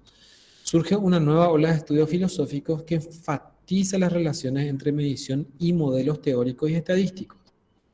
Y vamos a ver cómo nuestra querida psicometría está metida ahí, ¿verdad? De acuerdo con la medición basada en modelos, la medición consta de dos niveles, ¿sí? Un nivel concreto, que implica interacciones entre un objeto de interés, un instrumento y el medio ambiente, ¿sí? Entonces, el otro día, por ejemplo, cuando yo les decía de qué depende la respuesta de una persona, depende, digamos, de cómo se formula la pregunta, de la capacidad de la persona de poder interpretarla, procesarla, su predisposición a ser sincero en su manifestación o de tener la capacidad de expresión correcta para poder manifestar efectivamente aquello que ocurre en su interior, ¿verdad? Entonces estamos hablando de procesos concretos, ¿sí? Y la posibilidad de que la persona que oye o que el lápiz que utiliza registre efectivamente, porque fíjense, la persona escuchó, entendió la pregunta, está predispuesta, pero digamos escribe mal, no se entiende la letra o se equivocó y marcó al revés de lo que quería marcar. O sea, muchos elementos participan y están aquí, y ahí estamos hablando de este proceso concreto. Y el otro, digamos, se refiere al modelo teórico o estadístico de este proceso, en donde modelo denota una representación abstracta, local y construida a partir de supuestos simplificadores. O sea, fórmulas matemáticas que simplifican la relación que hay entre los componentes de ese sistema de medición. El objetivo central de la medición, según este punto de vista, es asignar valores a uno o más parámetros de interés en el modelo de una manera que satisfaga ciertos deseos epistémicos, en particular la coherencia y la consistencia. Nosotros vamos, cuando veamos teoría de respuesta al ítem, vamos a ver la idea de modelo en su máxima expresión, donde hay una fórmula que son bastante largas y en donde la asignación de valores a los elementos que forman parte de esa fórmula son los que van a condicionar la obtención de una probabilidad, y esa probabilidad va a representar la capacidad que tiene una persona, por ejemplo, para resolver un problema, para contestar una pregunta, etcétera, etcétera. Entonces, la idea de modelos está estrechamente relacionada con el quehacer de la psicología. Por eso, bueno, me ahorré un poco los modelos en general, los modelos en economía y los modelos en otras áreas, y me centré exclusivamente en los modelos psicométricos, en donde se discute como un aporte a la discusión de la teoría de la medición en general, la idea psicométrica de la validez de constructo. Y dice, la teoría psicométrica se basa predominantemente en el desarrollo de modelos abstractos destinados a predecir el desempeño de los sujetos en ciertas tareas. Y quiero detenerme aquí un poco. Esto responde, en cierta manera, a la historia de la validez en psicología. En un principio, al principio del siglo pasado, ¿verdad? cuando se hablaba de la utilidad de los test y se acuñó el término validez, se hablaba específicamente de la capacidad predictiva de una evaluación. Es decir, hasta qué punto los resultados en un test permiten predecir el desempeño que va a tener una persona en otro ámbito distinto, pero que esté estrechamente correlacionado con el desempeño del test. Entonces, por ejemplo, una prueba de inteligencia estaría estrechamente relacionada, por ejemplo, con el desempeño académico. Entonces, evaluar la inteligencia era un buen predictor del éxito o el fracaso académico. Eso se instaló por mucho tiempo, ¿verdad? Dice, estos modelos se construyen a partir de supuestos sustantivos y estadísticos. ¿Qué son los supuestos sustantivos? Supuestos teóricos acerca del atributo que estamos midiendo y supuestos estadísticos acerca de cuál es el modelo que se supone representa esos atributos sustantivos. Después dice acá, sobre el atributo psicológico que se mide y su relación con cada tarea de medición. Por ejemplo, la teoría de la respuesta de los ítems, un enfoque popular para la medición psicológica, emplea una variedad de modelos para evaluar la confiabilidad. Nosotros vamos a tener oportunidad de revisar la teoría de respuesta de los ítems. A mí me interesó mucho cómo en este artículo, que es una enciclopedia filosófica, plantea que el modelo de teoría de respuesta a los ítems, y eso vamos a ver un poco más adelante, ofrece justamente un desarrollo de modelos bastante complejos que intentan explicar cuáles son los elementos que participan del desempeño o de la respuesta que da una persona a una tarea específica. Bueno, y acá más puntualmente habla uno de los modelos más simples utilizados para calibrar dichos cuestionarios, el modelo de Rasch. Vamos a ver después, más adelante, que hay modelos de 1 parámetro, de 2 parámetros, de 10 parámetros y de 4 parámetros en la teoría de respuesta a los ítems, pero el modelo Rasch es un modelo, Rasch es el apellido de un personaje que en los años 60 escribió un artículo proponiendo una forma de estimar la probabilidad del desempeño, la probabilidad de éxito o de fracaso a una tarea puntual y específica, y se vio que ese modelo era bastante eficiente. Entonces hasta ahora se sigue usando el modelo Rasch, que utiliza un solo parámetro para su modelo, que es el de la dificultad del ítem, qué tan difícil es el ítem, y con eso se puede predecir un poco cuál va a ser. O sea, está relacionado directamente con la habilidad que tiene una persona y qué tan difícil es el ítem. Bueno, después vamos a ver eso.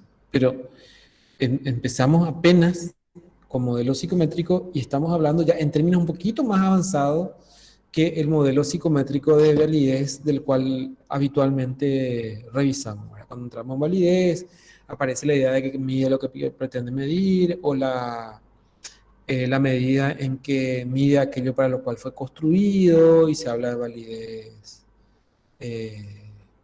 de criterio, la validez de contenido, etcétera, porque estamos hablando ya directamente de la validez como un concepto unificado que es el estado actual del tema.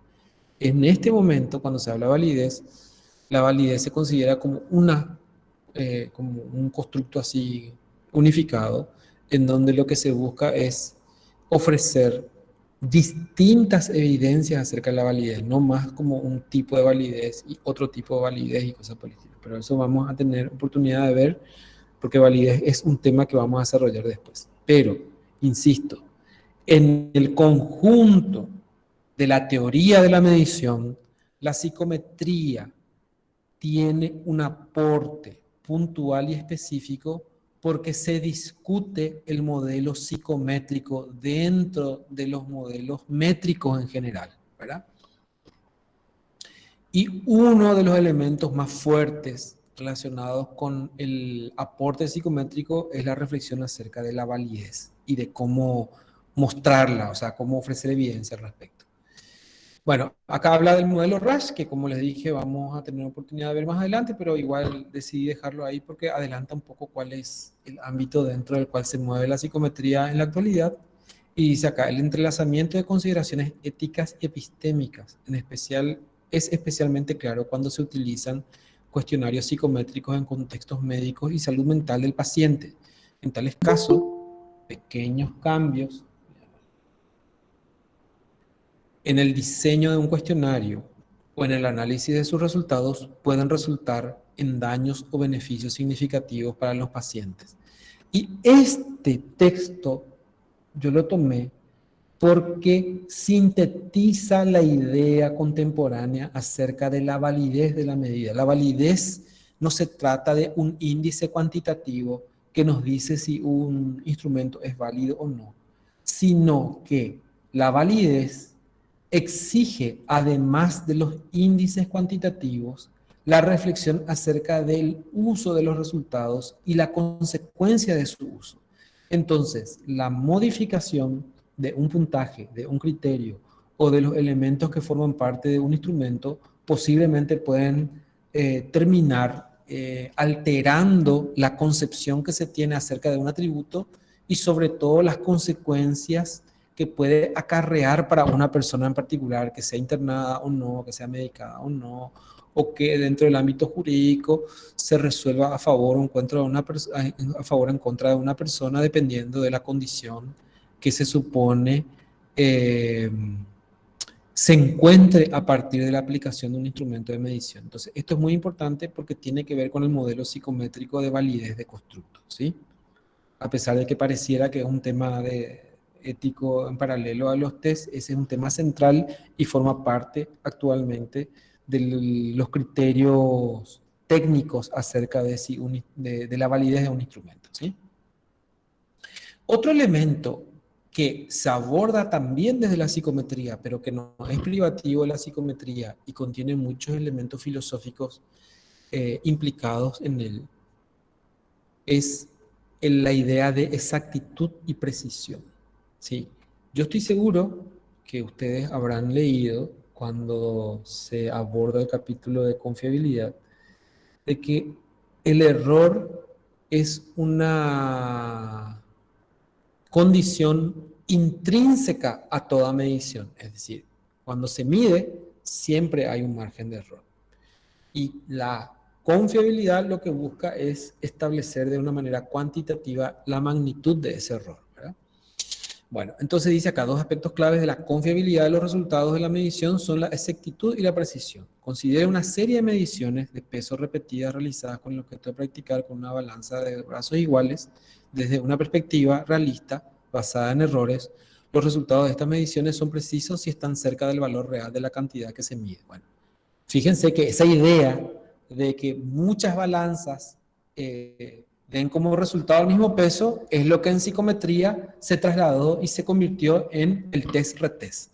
Si yo utilizo el mismo instrumento y evalúo a las mismas personas bajo las mismas condiciones y obtengo el mismo resultado, quiere decir que más o menos mi medida, mi instrumento es estable, por lo tanto podemos plantear que es preciso.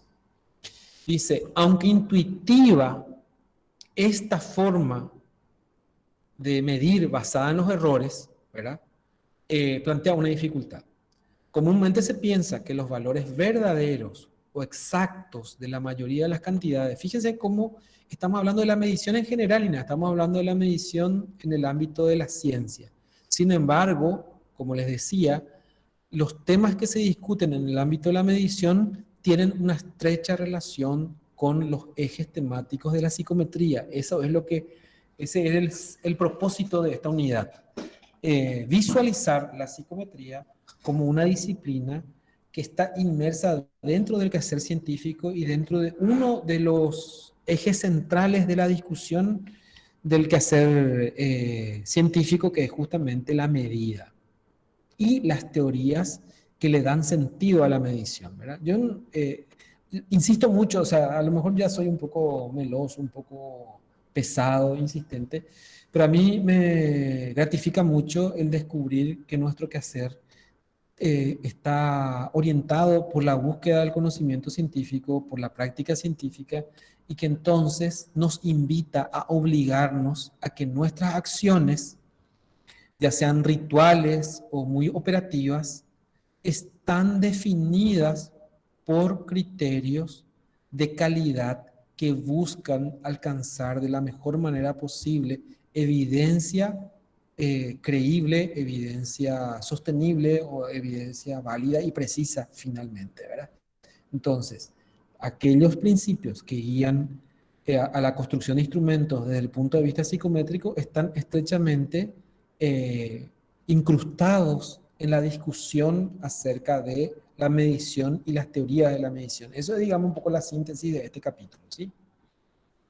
Bueno, después dice, la ciencia no se puede conocer, a ver qué dice, comúnmente se piensa que los valores verdaderos exactos de la mayoría de la cantidad de interés para la ciencia no se pueden conocer, al menos cuando esas cantidades se miden en escalas continuas. Si se acepta esta suposición, dice, la precisión con la que se mide dichas cantidades no puede conocerse con exactitud. O sea, ¿qué significa eso? Que si no se puede conocer la magnitud real de un atributo, entonces siempre va a haber un margen de inexactitud o de error, dicho de otro modo. Y se puede solamente estimar. Y ahí hay una tensión entre si cuando aplicamos un instrumento, hacemos las correcciones y obtenemos un resultado, estamos realmente midiendo el atributo o si estamos estimando la magnitud del atributo o la cantidad de ese atributo. Y ahí volvemos a traer la tensión entre magnitud y cantidad, pero eso lo dejo ahí entre paréntesis. Entonces, bueno, entonces la respuesta es que estamos estimando porque hay un margen de error que no nos permiten saber cómo, con exactitud cuál es el valor real, sino que sencillamente nos aproximamos realizando tareas que van anulando o disminuyendo el margen de incertidumbre o el margen de error, ¿sí? Y esto que estoy diciendo ahora es sumamente central para poder entender cómo operan las estimaciones psicológicas y las puntuaciones que se obtienen en un test. Si se acepta esta suposición, dice, la precisión con la que se miden dichas cantidades no puede conocer, ya eso ya leí, y sin embargo, no está claro por qué la convergencia entre las mediciones inexactas debe tomarse como una indicación de la verdad. O sea, lo que pregunta entonces, si yo tomo un test y hago un retest y encuentro correlación entre ellos, ¿por qué dos medidas inexactas que se correlacionan o me aproximan al valor real? Eso es lo que critica acá, ¿verdad? O, por ejemplo, las medidas paralelas, dos instrumentos que fueron construidos para medir el mismo atributo, pero cuyo contenido varía, pero en definitiva presentan la misma media y el mismo margen de error que miden de forma paralela el mismo atributo, si correlacionan entre sí, se supone que contienen en gran medida el valor verdadero. Eso es lo que está poniendo acá en duda. Como dos medidas inexactas que se correlacionan entre sí, se supone que van a alcanzar el valor verdadero. Bien. ¿Cómo es posible la evaluación de la precisión de la medida? Entonces, si eso no pudiera realizarse o si no fuese útil, entonces, ¿cómo medimos que una medida es precisa? Y acá plantea que Paul Taylor, en un artículo del 2018, o sea, ven ahí que es bastante reciente, plantea una objeción diferente a la concepción de la precisión. Dice que habla de realismo de precisión de medición, o sea, la suposición de realismo de precisión de medición según la cual las cantidades medibles tienen valores definidos en la realidad. Entonces, ¿quién nos dice que realmente hay un valor real definido, verdad? Y Taylor argumenta que esta suposición es falsa en lo que respecta a las cantidades habitualmente medidas en física y más obvio es en las magnitudes que nosotros se supone que estamos midiendo o estimando en el ámbito de la psicología, ¿verdad? Entonces, una cantidad real, por ejemplo, no podríamos asumir que exista en sí misma, ¿verdad? Entonces, cualquier especificación de valores definidos o rango de valores para tales cantidades implican una idealización, es decir, cualquier procedimiento que nosotros apliquemos para decir cuánto es el valor real sigue siendo una idealización, porque se trata de un procedimiento matemático, no un procedimiento empírico que busca corregir ese margen de error. No sé si quiero que ustedes me interrumpan, me pregunten, no sé, me sacudan si por ahí mi nivel de exposición se va demasiado lejos. Yo tengo la esperanza de que conecta estos planteamientos abstractos con nuestros términos habituales en psicometría. Después dice acá, como argumenta Taylor, la precisión de la medición debe entenderse como una idealización útil. O sea, la crítica a que esa búsqueda del valor real es una idealización, no significa que esa idealización deba ser despreciada como irreal o fantasiosa. O sea, ideal o abstracta no significa fantasiosa, equivocada, errada, falsa o imaginaria, sino es una idealización útil, ¿sí? Es decir, es un concepto que permite a los científicos evaluar la coherencia y la consistencia entre los resultados de la medición. Acá dice como si la expresión lingüística de estos resultados se adhiriera a cualquier cosa del mundo, bla, bla, bla. De manera similar, la precisión es un concepto idealizado que se basa en una especificación abierta e indefinida. Vamos a ver. Bien, se asumó. De lo que cuentan como la repetición de la medición en las mismas circunstancias. ¿Ven? Que es lo que nosotros utilizamos habitualmente para definir la confiabilidad. Entonces, esa idealización de que es posible obtener algún grado de precisión está también contenida en esa idea de que es posible en 2 o 3 mediciones, bajo las mismas circunstancias, a los mismos fenómenos, cierta regularidad. Entonces esa también es una idealización, pero bastante útil y práctica acerca de qué para lo que es confiabilidad, exactitud y precisión, ¿sí? Entonces, si es exacto, si es preciso, podemos confiar en que efectivamente está próximo al valor real en cuanto al resultado que obtenemos. En este recorrido, entonces, como ya les anticipaba, planteamos algunas bases conceptuales acerca de la medición, hacemos un recorrido sobre el desarrollo histórico y como es, llegamos hasta el modelo psicométrico, por un lado, referido a la validez de constructo y por el otro, a lo referente a la exactitud y la precisión de la medida. Bueno, entonces quedo acá pendiente de que ustedes hagan algún comentario, agreguen alguna cosa. Gustavo Santa Cruz estaba planteando de que pierde Olimpia, ¿verdad? De repente nuestro nacionalismo, así, nuestro patriotismo, o sea, ¿cómo es que se llama? Se esfuma, ¿verdad? Pero bueno. A ver, no sé, ¿alguien va a decir algo o me despido nomás ya para Profe, no ponerme nervioso? yo la verdad no entendí muy bien por qué es falsa esa suposición. O sea, ¿podría explicar otra vez? Pero no sé de qué suposición me estaba hablando. Esa suposición de que que es un idealismo, eso de que existen magnitudes exactas. Pero yo no dije en ningún momento que era falso.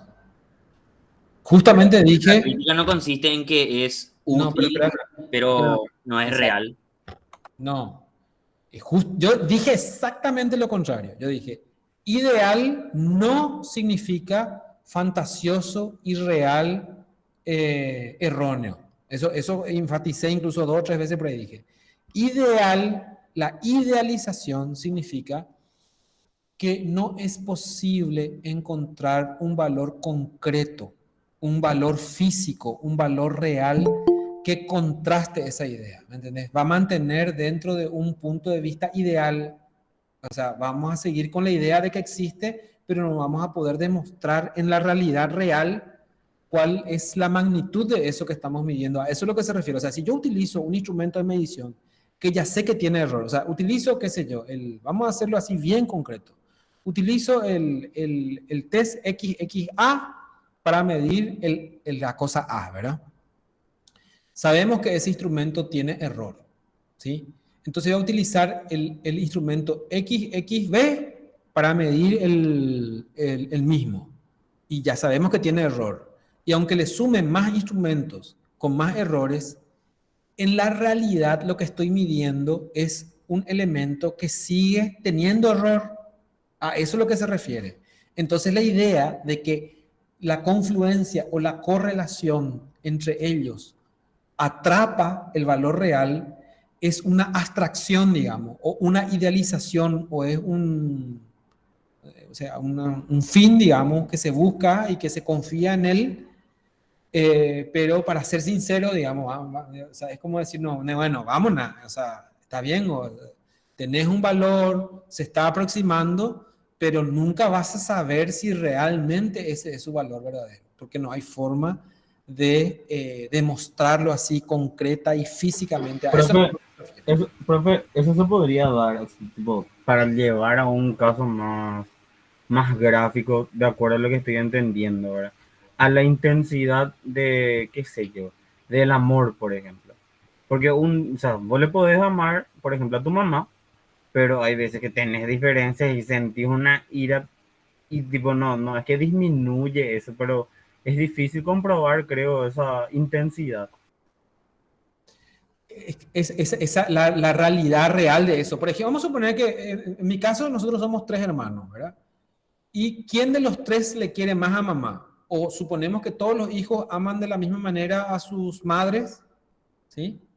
O suponemos que dentro de todo, bueno, hay como manifestaciones afectivas distintas, ¿verdad? Suponemos que todos aman a su mamá, pero algunos son más cariñosos, más expresivos, etcétera. O efectivamente esas expresiones guardan una relación real con las emociones que tenemos. ¿Me entienden? Ahí estamos hablando justamente, tomando el ejemplo que plantea José Carlos, de si hay realmente algo que podríamos tomar como real, que en realidad es una idealización nomás, nos podemos aproximar, podemos desarrollar instrumentos, mejorar nuestra aproximación, pero siempre va a seguir siendo una idealización. Pero insisto nomás, Sebastián, que no, que tu cabeza no te juegue una trampa. Ideal no significa fantasioso, no significa errado, no significa mentiroso, ¿verdad? No es lo mismo. Fátima, te escucho. Se fue nomás, profe. No, estaba escuchando atentamente tu explicación. Se me fue nomás, perdón. Bueno, muy bien. No sé si hay algún otro comentario que quieras sumar, Sebastián, Gaspar, Centrón, Figueredo. No, me quedó ya más claro, profe. Y igual sería como converger un poco con las perspectivas filosóficas de que no podemos conocer la totalidad de un objeto. Y ponerle que en cierta forma es un principio de escepticismo, ¿sí? Es como, digamos, una carga de escepticismo.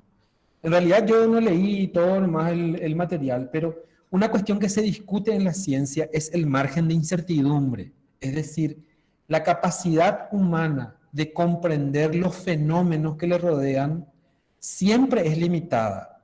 Entonces, siempre hay un margen de incertidumbre. Por más que vos te vuelvas especialista en un tema y tengas acceso a las herramientas más precisas y modernas, eso no te garantiza de que vayas a cubrir toda una, no sé, una certidumbre plena, absoluta.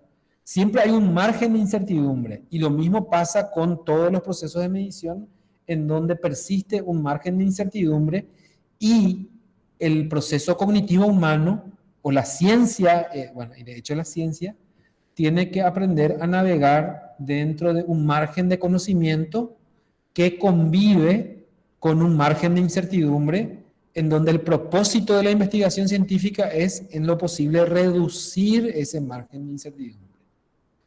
Pero que es irresoluble, es una aporía, se llama en filosofía eso. Hablo medio raro, yo medio complicado, pero no se preocupen. Es un poco invitarles a subir nuestro nivel. Ahora recién entendí, profe, en esto que estabas explicando el tema del error, del margen de error. Eso es algo que no entendía, pero cuando empezaste a hablar de la certidumbre, ahí recién me quedó claro lo del margen de error. Nosotros hablamos de margen de error desde que empezamos con psicometría, pero yo nunca entendía por qué, ¿verdad? Muchas gracias. Y por lo que pasa es que vamos a suponer que vos, o sea, no me respondas, ¿verdad? Pero voy a hacer algunas suposiciones, ¿verdad? Vos convivís con una pareja o con tu familia, ¿verdad? Entonces, con alguien, ¿verdad? Se supone que tantos años de convivencia con alguien te permite conocer perfectamente a esa persona. Y generalmente cuando convivimos tanto tiempo con alguien, nosotros conocemos su mirada, su estado de ánimo, etcétera, etcétera. Aún así, ¿no pasó acaso a veces que una persona te dice algo y vos entendiste mal y se creó un gran problema porque vos no entendiste correctamente lo que te quería decir? ¿Pasó alguna vez? Suele pasar, a veces pasa, a pesar de uno estar tan compenetrado y familiarizado con la otra persona. Les pregunto, ¿pasa o no pasa? Suele Pasa, pasar, profe. ¿Qué profe. pasa? Pasa porque la persona cambia, profe. Nunca permanece. No, pero esa parte va a pagar, no vaya a explicar por qué pasa, pero pasa o no pasa nomás, pasa o no Sí pasa. pasa, sí pasa. Apea al error, ¿verdad? El error es cuando nosotros obtenemos un mensaje, una señal, una idea, un valor, pero ese valor no coincide con lo que se supone que está representando, ¿sí? Y los elementos que producen error son todos esos que les hablé el otro día.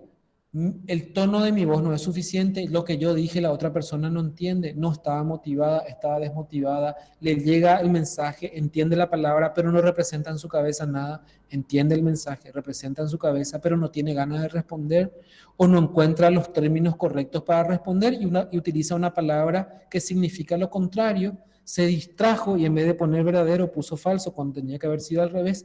Todos esos elementos van a contribuir a lo que finalmente nosotros le llamamos error.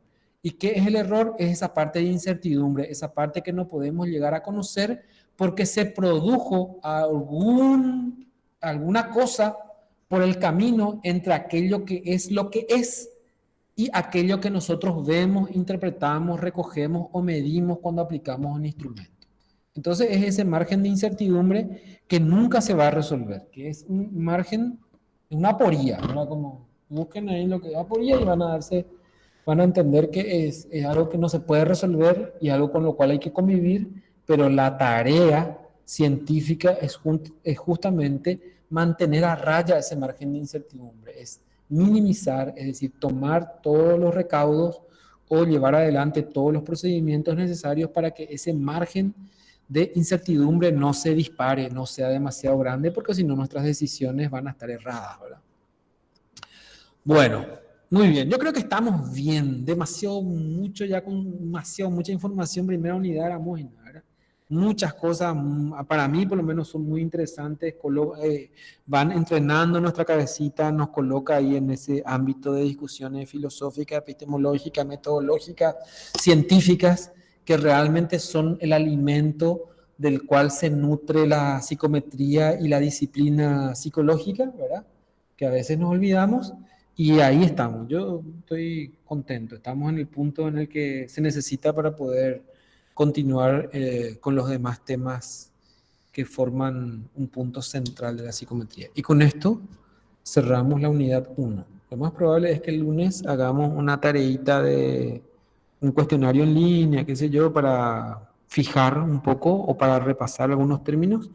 Y ya vamos a dar apertura a la unidad 2, que es la del escalamiento. Así que les invito a que revisen la plataforma, miren los videos, lean los materiales. Vamos a entrar a otro conjunto de complicaciones, pero que van a después, todo eso va a confluir en la construcción de instrumentos que tiene que ver con una parte de medida, con una parte de escalamiento y con una parte de teoría de los test, que es finalmente la médula de nuestro objeto de interés de esta asignatura. Bueno, espero bueno, que esta clase les haya dejado cosas que pensar y cosas que volver a revisar seguramente. Y bueno, espero que sigan bien, que tengan un buen resto de jornada académica, laboral, personal, social, lo que sea. Que estén bien y nos vemos la semana que viene. Profe, yo Igualmente. podría pedirte algo, profe. Sí, lunes no hay clases, yo estaba hablando del lunes, pero el lunes es feriado. Dale, José Carlos. Profe, a mí en lo personal me gustaría mantener esta dinámica de clase y si podrías mantener esta dinámica en sí de estos términos, así como vas demostrando, diciendo así de explicativo, te agradecería bastante porque en serio aclaran muchas dudas y a mí al menos me hizo cuestionarme varias cuestiones. Y esa es mi línea. Lo que yo les pido encarecidamente que para que esto sea enriquecedor es que ustedes sigan la propuesta académica, lean los materiales, hagan las tareas dentro del plazo que está previsto y entonces no va a haber ningún problema, nos vamos a entender finalmente y lo que parecía difícil se vuelve digerible. Pero sí, así va a ser, José Carlos. Gracias, profe. Dale, nos vemos entonces. Muy buenas Dale, noches. ¿qué tal, profe? Chao, chao. Chau, chau. Gracias, buen fin de profe. Igualmente profe. para ustedes, que pasen bien. Nos vemos el jueves. Gracias, profe. Buenas noches. Buenas noches. Que pases bien tu día, profe. ¿Cómo? Que pases bien tu día. Gracias, muchas gracias, muchas gracias. Después le paso la UI para que me hagan llegar los regalos. Gracias, profe. Dale, chao Esther. Merlina y Liz, ¿qué le pasó a ustedes? ¿Qué más? ¿O quieren hablar conmigo? ¿O quieren preguntarme algo? Bueno, nos vemos. Chao, chao, chao. Voy a cortar la llamada. Chao.